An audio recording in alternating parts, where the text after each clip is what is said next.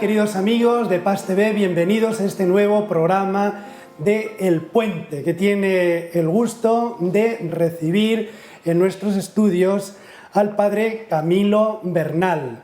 Él es superior de la obra Minuto de Dios y de los eudistas, aquí también en la provincia Minuto de Dios, y ha sido superior general de la propia congregación.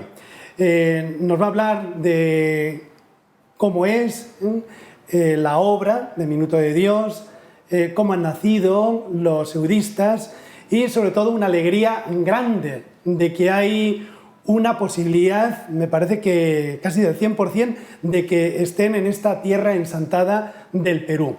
Muchísimas gracias, Padre Camilo, y bienvenido. José Antonio, muchas gracias por la invitación. Me siento muy agradecido contigo, con Dios, con Paz TV, por esta invitación que la realizamos en nombre del Señor.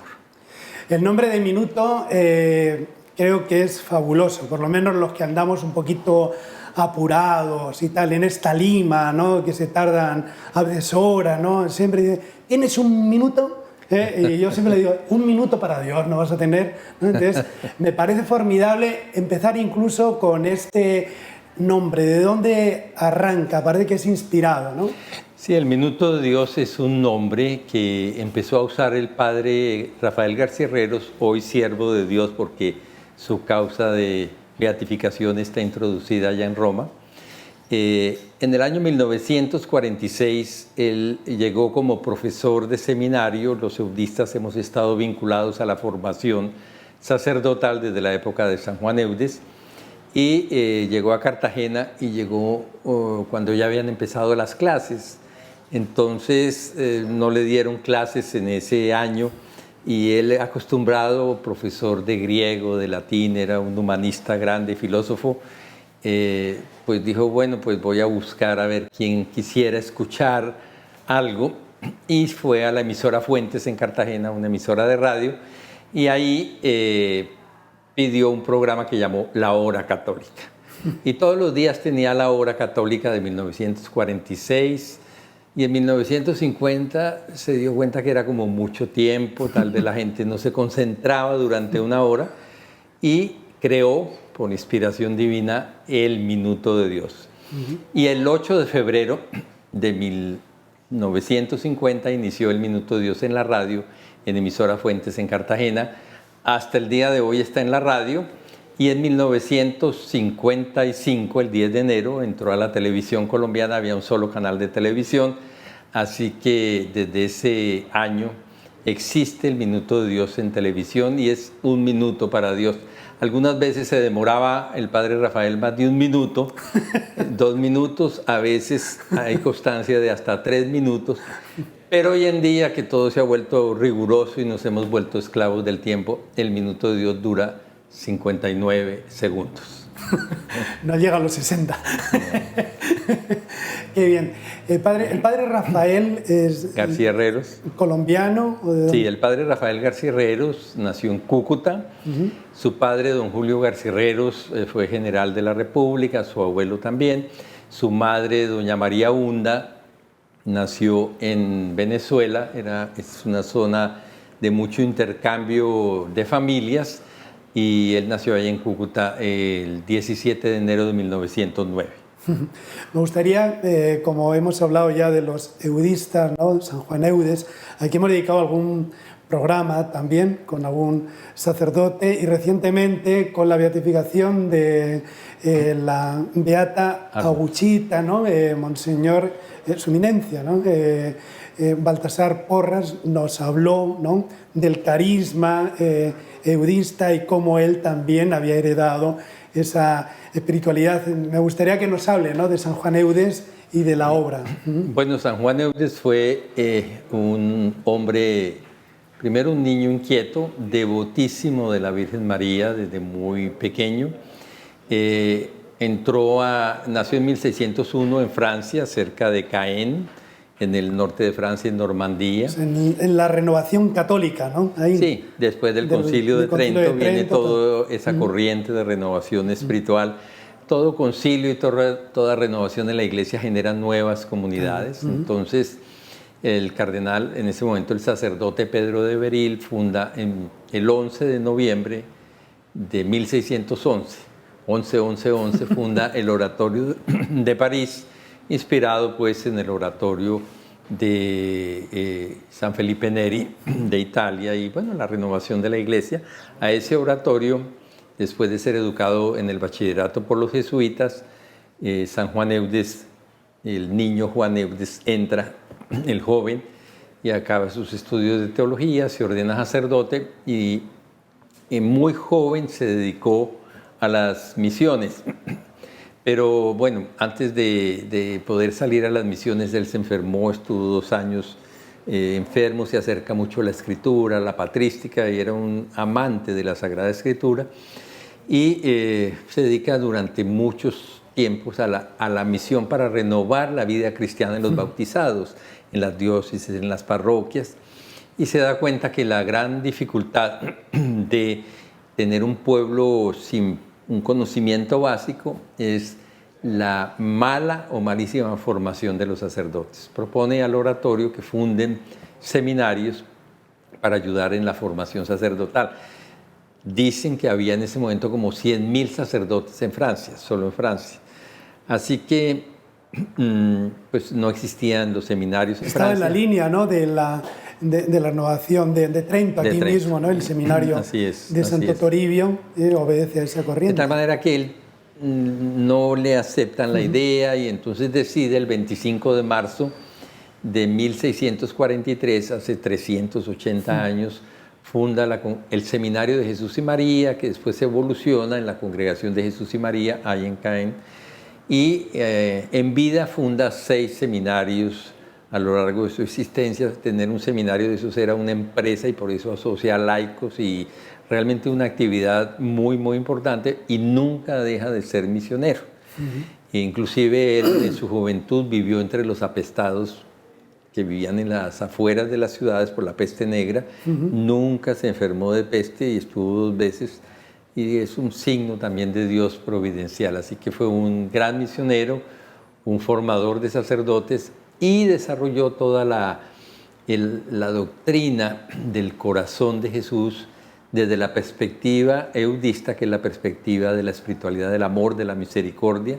Y él expresó que el corazón es de Jesús y de María primero, hoguera de amor, un corazón en fuego, un corazón en llamas, de manera que un eudista es un hombre apasionado, con corazón en fuego, que evangeliza en la misión y forma, por supuesto, a los ministros, y también él compuso la primera misa pública al corazón de María el 8 de febrero de 1648, y luego posteriormente al corazón de Jesús el 20 de octubre de 1672. Entonces fue a lo largo ya de su vida y madurando, fue desarrollando todo el culto, y propuso el culto en la liturgia de las horas y en la Eucaristía, el culto público al corazón de María, al corazón de Jesús. Por eso la Iglesia le da el título de Padre, Doctor y Apóstol del culto litúrgico al corazón de Jesús y al corazón de María. ¿Cómo llegaron a América o por dónde están ahora repartidos los...? Bueno, se llegó a América por solicitud del Papa de la época, en 1883, hace 140 años. Se llegó por solicitud del obispo de Cartagena para tomar la responsabilidad del Seminario Mayor de Cartagena. Y eso fue, bueno, después llevando a tener otros seminarios en el país, en Santa Fe de Antioquia, en Jericó, en Pamplona, donde entró el padre García Herreros, en Ocaña, en Pasto, bueno, y a repartir esa misión por México, Brasil, Centroamérica, Ecuador. Aquí en Perú, nosotros duramos unos años en Tacna, abrimos el seminario de Tacna, después fuimos a colaborar en el seminario de Huancayo, y ahora estamos en Arequipa, en la parroquia, y como asesores, la parroquia del Espíritu Santo desde hace unos 12 años, y asesores de la renovación carismática, de manera que, y pues otra rama llegó a Canadá, a América del Norte, y se extendió por Canadá y Estados Unidos, y esa misma fueron a Filipinas y a China, y bueno, ahí vamos. Estupendo, Ya. esto nos da para varios programas, solamente hablar de San Juan Eudes, de la espiritualidad, la labor en los seminarios, la expansión, ¿verdad? pero me gustaría centrarme en la obra del Minuto de Dios, ¿no? Del que estábamos hablando y que usted conoce tan bien, ¿no? Habíamos hablado del fundador, ¿no? Del siervo de Dios, Padre Rafael, y comienza con ese programa de radio, ¿verdad? No sé si fue también con la comunidad eudista o cómo se fue luego desarrollando todo. Pues digamos que eso inicialmente fue como una vocación personal del siervo de Dios Rafael García Herreros.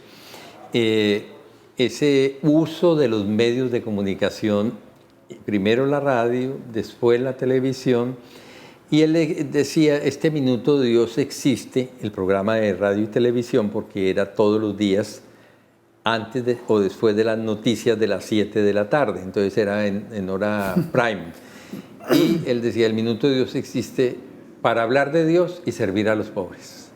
Hablar de Dios y servir a los pobres, y esa es como la misión del Minuto de Dios, habiendo sido él formador 20 años de sacerdotes en seminarios. Entonces, él llegó a Bogotá a dirigir una revista sacerdotal que se llamaba la Revista Cátedra, una revista eudista que llegaba a todos los seminarios de Colombia.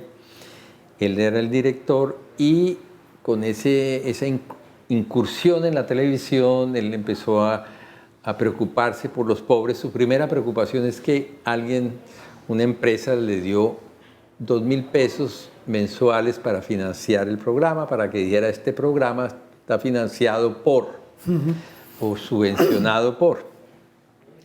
Y él esos 2.000 pesos los repartía cada semana de a 500 pesos a una familia pobre.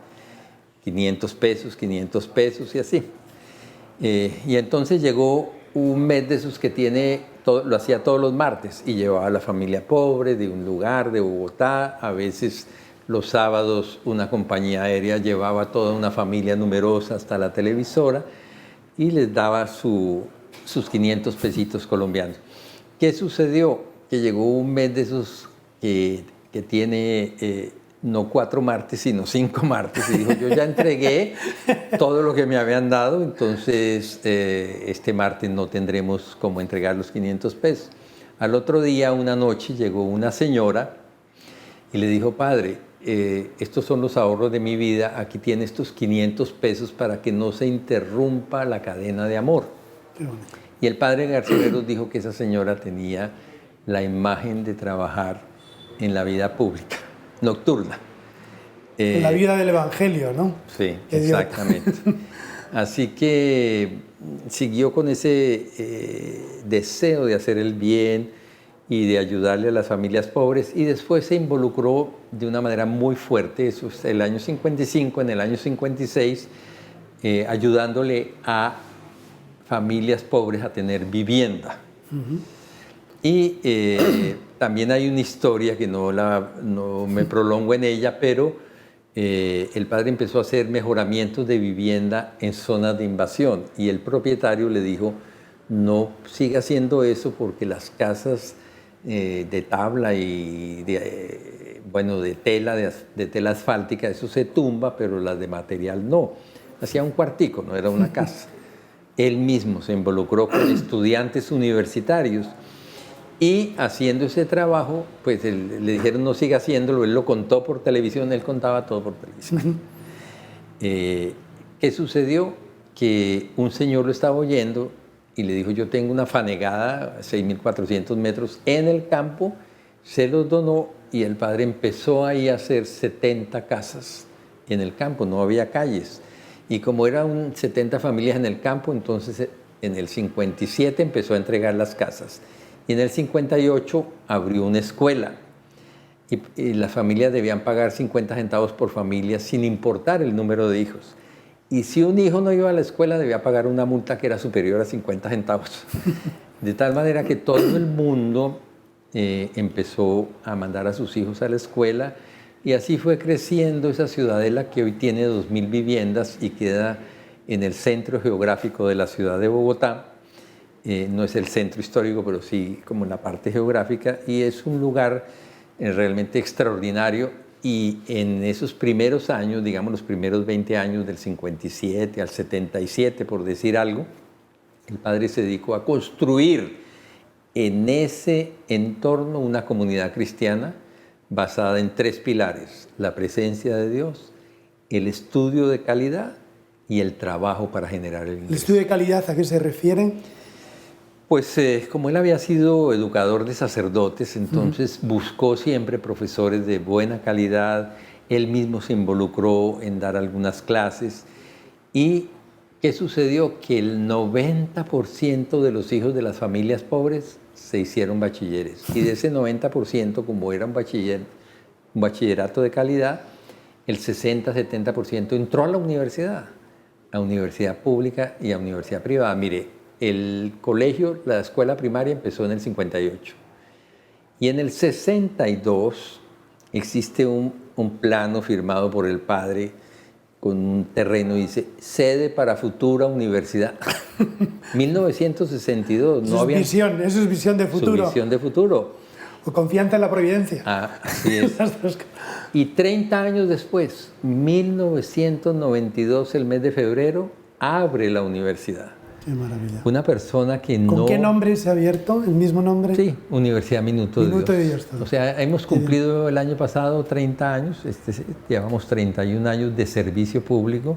Empezamos con 226 estudiantes y hoy tenemos en el sistema universitario, unos 120.000 estudiantes. Dios bendito. Sí, el grano de mostaza, ¿cómo ha ido como el grano creciendo? ¿No? Y todo, me sorprende que todo ha comenzado antes del Concilio Vaticano II, ¿no?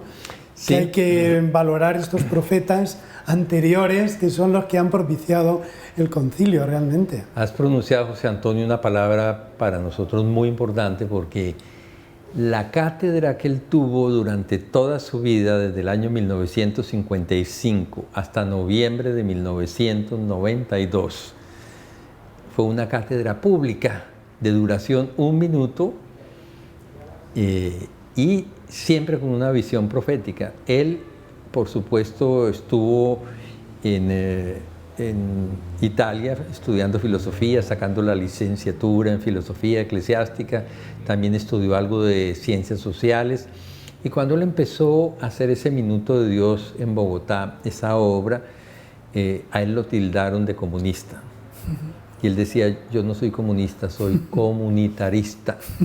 Y nunca, pues ustedes conocen la historia de la violencia en Colombia, las guerrillas, y él se empeñó en llamar a los líderes de la guerrilla que pusieran las armas y a pacificar el país y a mostrar que, basado en el Evangelio y en el amor de Dios y en el servicio a los pobres, se puede construir una sociedad distinta.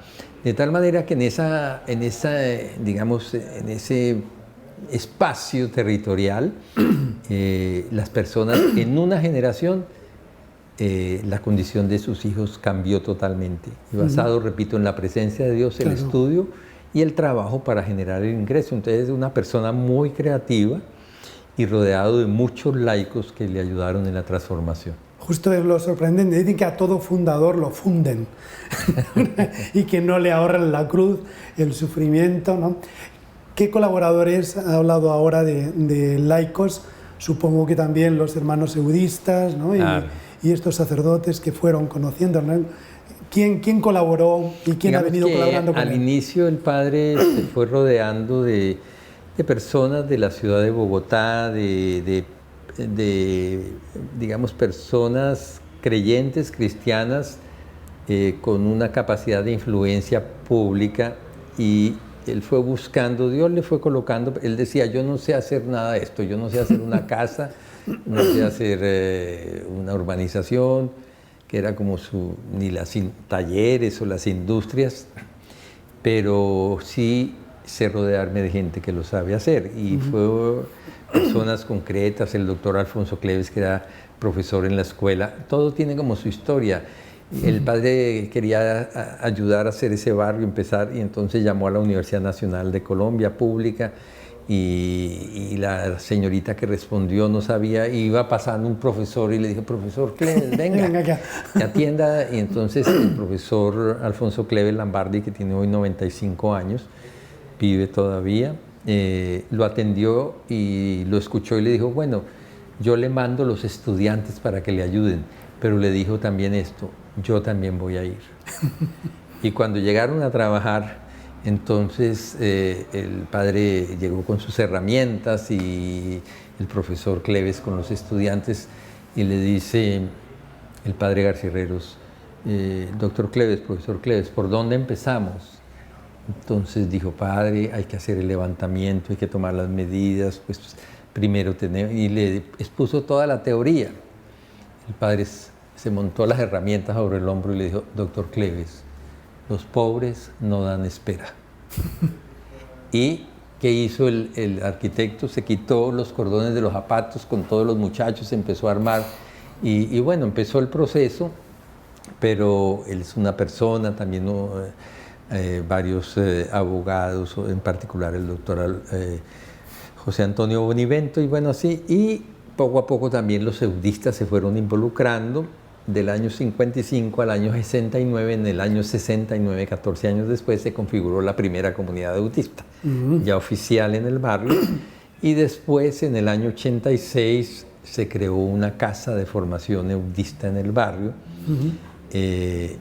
la cual tuve yo el privilegio de ser llamado por Dios a iniciar esa fundación, y así siguieron acciones hasta que los eudistas, en el año 2008, se decidió crear una provincia eudista al servicio de las obras. No es una provincia territorial basada en un país o en una región, sino es una provincia para acompañar un don.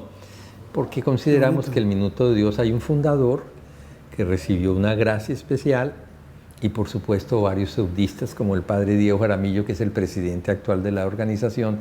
Tiene 91 años, cumple en un mes y sigue adelante trabajando, y sale a predicar y sigue pensando y sigue creando. ¿Y usted cómo se involucró? Me gustaría que nos contase algo de su vocación, ¿no? Bueno, yo hace 50 años, en el Minuto de Dios, en Semana Santa del año 1973, se celebró un concilio de jóvenes. El nombre viene de Tessé, en Francia, claro. Y entonces se propuso tener un concilio de juventud y a esos jóvenes ofrecerles una experiencia espiritual. Entonces se abrió para el Tríduo Pascual y esperaban unos 300 jóvenes, y el miércoles santo el primer bus que llegó con 80. Entonces fueron llegando, y dice la historia que llegaron hasta 4.800 jóvenes. Entonces, como era una comunidad, la comunidad del barrio abrió las puertas, acogió a los jóvenes en colchonetas y bueno, todo el hospedaje, y hubo una experiencia espiritual juvenil muy importante. Era celebración de Pascua, pero fue como un Pentecostés juvenil. ¿Usted en ese momento que era estudiante? Yo era estudiante, no estuve ahí, pero dos compañeros míos de colegio estuvieron ahí. Y yo estudiaba en la Universidad de los Andes en Bogotá, ingeniería y matemáticas, y bueno, no estudiaba una carrera, sino dos simultáneas. Entonces ellos empezaron a ir a llamarme, y yo, la verdad, por quitármelos de encima, porque eran mis amigos, me daba pena discutir con ellos, y les dije: yo voy. Y en mayo cumplo 50 años de estar vinculado al Minuto de Dios. ¡Qué bendición! Y luego yo seguí estudiando y me gradué de ingeniero y matemático el mismo día, y me fui a vivir al Minuto de Dios en una comunidad cristiana laical. Y era profesor en la universidad, y en fin, bueno. Estamos hablando del Minuto de Dios. Todo como laico en ese momento. Sí, todo como laico. Pero estamos hablando del Minuto de Dios y no de miento. Sí, pero es bueno conocer al que está hablando del Minuto de Dios. Bueno, gracias. Sí, es una experiencia. Después yo quería ser profesor universitario, y para mantenerme tenía que tener el doctorado. Entonces me gané una beca en Francia y me fui a estudiar inteligencia artificial. Y cuando estaba allá empecé a sentir un llamado tan fuerte de Dios que me hacía llorar, y que yo, pero yo vine a esto, y como un llamado vocacional. Mi hermano mayor es sacerdote, Entonces yo le escribía, no había correo electrónico ni WhatsApp, sino cartas, van y vienen, y él me ayudó en el discernimiento. Finalmente tomé la decisión de abandonar el doctorado, de regresar y con el padre Diego Jaramillo abrir la casa de formación. Él me dijo, vaya a un seminario. Yo le dije, no, aquí. Me dijo, pero ¿por qué si aquí no hay nada? Y le dije, pues porque si Dios quiere así será, y yo quiero ser sacerdote en el minuto de Dios, no en otro lugar. Qué bendición. ¿Y cuándo se ordenó? Ya lleva... En 1987 fue la ordenación, y el Señor fue mandando las personas, y todos los que nos ordenamos en ese momento seguimos de sacerdotes. Cumplimos 35 años el año pasado y todos éramos profesionales, todos. Y al principio pues la ilusión y la vida en común, estudiábamos teología con los jesuitas y trabajábamos porque pues no había como sostenernos si no trabajábamos. Y qué bien le ha ido preparando el Señor, ¿no?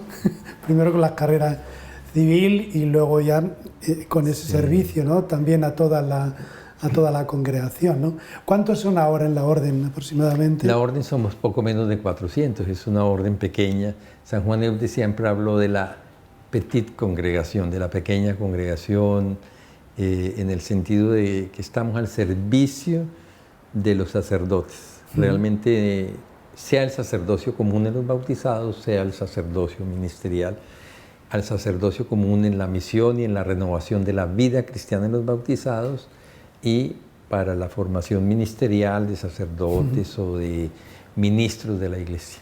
Pues estupendo, volvemos al minuto de Dios y ya la proyección también para acá. Ahora, ¿cómo podríamos decir cuál es la dimensión, ¿no?, que tiene el minuto de Dios?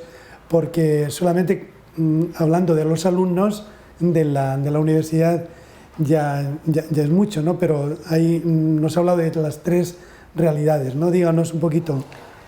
Pues, las dimensiones del minuto. A ver, nosotros como Minuto de Dios focalizamos, y los eudistas, pues esa es nuestra misión, digamos, custodiar el don, acompañar el don.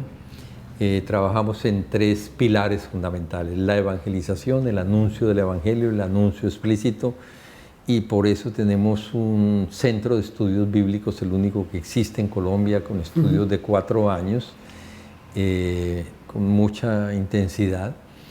De tal manera que la evangelización, la predicación, asociada a los medios de comunicación, porque el Minuto de Dios nace con el uso de la radio, después el uso de la televisión, después el uso del internet, de las redes sociales. Entonces tenemos... Pero es la urgencia, ¿no?, sí, de proclamar. De proclamar, de anunciar. La buena nueva, ¿verdad? Exactamente.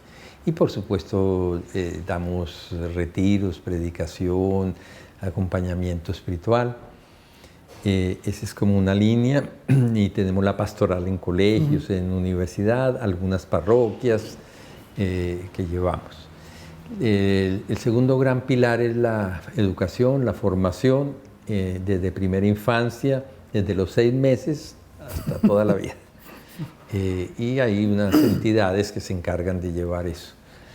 Y luego el tercero es pues, el servicio a los pobres, esas 3 líneas.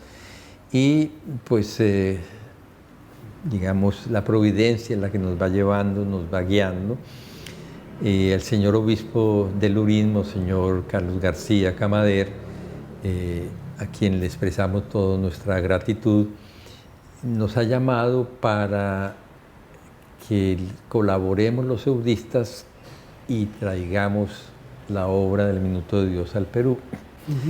Estamos en esos diálogos de mirar por dónde, cómo hacer, pero es una relación providencial que en este viaje me he dado cuenta que lleva varios años, porque los primeros acciones fueron de Monseñor Carlos García en el ámbito de la evangelización, y luego nos ha hablado de educación y de temas sociales. Bueno, estamos ya, como eudistas, estamos ayudando en Arequipa como asesores de la renovación carismática católica. Nosotros estamos muy vinculados a esta corriente de renovación en el espíritu, realmente la vida. ¿Quién no conoce al padre Charlie aquí en el Perú? Claro, el padre Charlie Eudista, que sueña con venir aquí a culminar su vida sacerdotal.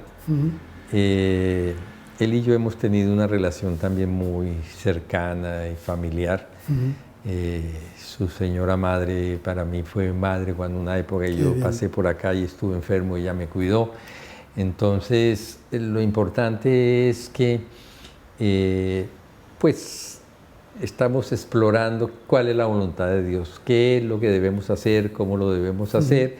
También vamos a tener conversaciones con el señor arzobispo de Lima, a ver cómo pudiéramos colaborar en la Pues padre Camilo, muchísimas gracias por estar aquí en el programa, por venir aquí, y yo le pido a todos los televidentes que ya oremos de verdad para que en esta tierra ensantada, ¿verdad?, pues les reciba, porque lo necesitamos también a gritos, ahora en este momento, quizá como nunca, ¿no? Y estamos en vísperas de Santo Toribio, que yo le tengo tanta devoción, el 27 de abril, ¿no?, que me recuerda tanto la espiritualidad eudista, porque la universidad, la misión, la obra, ¿no?, con los pobres, diríamos que es como un paradigma. Tenemos que terminar, ¿no?, y me gustaría que nos dé un mensaje final, y si le parece, pues que pongamos todo también en manos del siervo de Dios, el padre Rafael, aparte de todos los santos peruanos.